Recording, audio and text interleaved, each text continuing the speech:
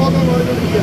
അപ്പോൾ തീർച്ചയായിട്ടും അങ്ങനെയുള്ള സാധാരണക്കാരായ സ്ത്രീകൾക്ക് ഒരു വലിയ ആശ്വാസമാണ്. നമ്മുടെ കൊല്ലം ഡിപ്പോയിൽ തന്നെ 23 ഓർഡിനറി ബസ്സുകൾ ഇന്ന് സർവീസ് നടത്തുന്നുണ്ട്. പ്രതിദിനം 100-ലേറെ സർവീസുകളുണ്ട്.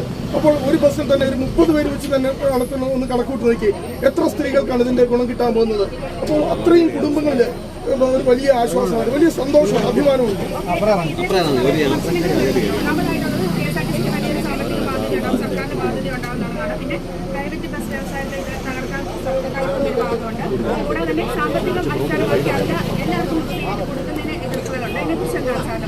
കാരണം നമുക്കറിയാം, സാധാരണ KSRTC ഓർഡിനറി ബസ്സുകളിൽ യാത്ര ചെയ്യുന്നവരെല്ലാം നമുക്ക് സാമ്പത്തികമായി ഒരു ശരാശരി കുടുംബത്തിലുള്ള ആളുകളാണ്.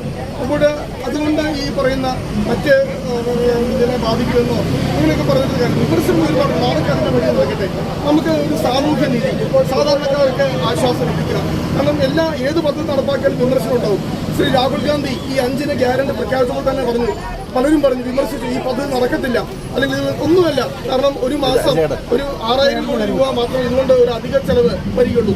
അത് കൊടുക്കാനുള്ള തന്റെ ഇച്ഛാശക്തി ഇവിടെ UDF സർക്കാരിന് പിരിച്ചെടുക്കാൻ നികുതികളുണ്ട്. ഓഡിറ്റ് പറഞ്ഞിരിക്കുന്ന 25% നികുതി പിരിച്ചെടുത്തിട്ടില്ല എന്നുള്ളതാണ്.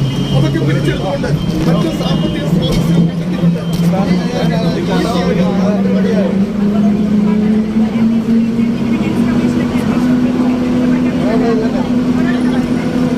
കാരണം ഇത് ജനങ്ങളെ ഏറ്റെടുത്ത ഒരു പദ്ധതിയാണ്. ഈ പദ്ധതിയെ എതിർക്കുന്നവര്, വിമർശിക്കുന്നവര് അവർ ജനങ്ങളിൽ തന്നെ രാഷ്ട്രീയം കാണേണ്ട ഒരു കാര്യമല്ല. ഇത് ഈ നാട്ടിലെ അല്ലാതെ ഈ ബസ്സിൽ യാത്ര ചെയ്യുന്നത് കോൺഗ്രസിനെ UDF വോട്ട് ചെയ്ത വനിതകൾ മാത്രമല്ല, മുഴുവൻ വനിതകൾ യാത്ര ചെയ്യുന്നുണ്ട്. അപ്പോൾ ആരൊക്കെ ഈ പദ്ധതിയെ എതിർക്കുന്നു, ആരൊക്കെ ഈ പദ്ധതിയെ വിമർശിക്കുന്നു, അവർ ജനങ്ങളുടെ ഭാഗത്തു നിന്നും ഒരു വികസന വിരോധികളാണ് എന്നുള്ള ഒരു കാഴ്ചപ്പാടിലേക്കാണ് മാറുന്നത്. അവർ തന്നെ സ്വയം ചിന്തിക്കട്ടെ, തെറ്റിതിരുത്തട്ടെ. ഇങ്ങനത്തെ ഇത് ജനങ്ങൾ ഏറ്റെടുത്ത ജനകീയ പദ്ധതിയെ വിമർശിക്കുകയും എതിർക്കുകയും ചെയ്യുന്നവരെ ആത്മവിശ്വാസം എന്നാണ് പറയുന്നത്.